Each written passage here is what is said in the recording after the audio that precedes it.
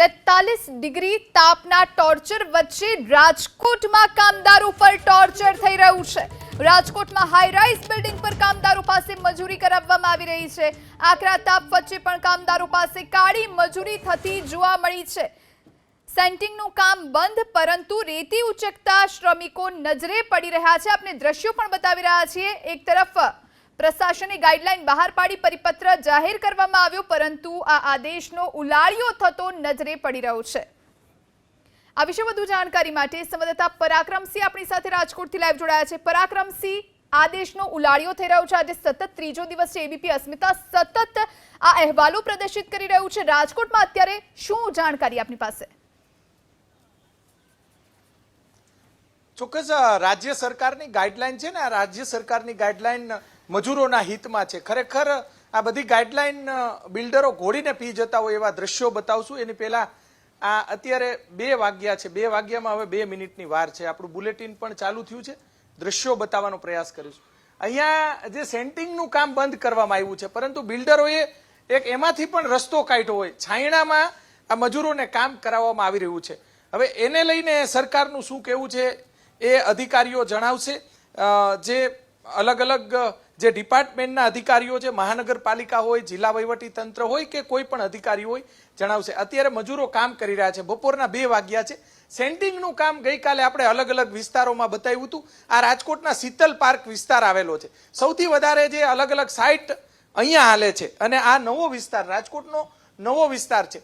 આ તરફ મજૂરો છાયણામાં બેઠા છે, અને એ પણ દ્રશ્યો આપણે બતાવવાનો પ્રયાસ કરીશું। આ આરકે હાઈરાઇઝ નામનું બિલ્ડિંગ છે, અને એની બાજુમાં 3 કે 4 બિલ્ડિંગો બને છે। મજૂરો અમુક અંદરની તરફ પણ કામ કરતા હોય તેવા દ્રશ્યો સામે આવી રહ્યા છે।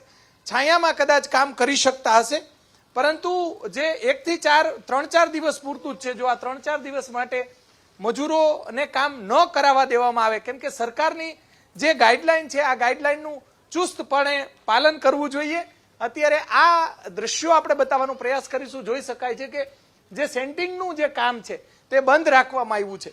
જે હકીકત આપણે બતાવી રહ્યા છીએ, અહીંયા છાયણામાં આ મજૂર રેતી ઉચકતા હોય તે પ્રમાણેના દ્રશ્યો પણ આપણે બતાવી રહ્યા છીએ। અલગ અલગ હાઈરાઇઝ, અહીંયા 15 થી 20 જેટલી હાઈરાઇઝ બને છે। આ તરફ પણ હાઈરાઇઝ બને છે, એ બતાવવાનો પ્રયાસ કરીશું।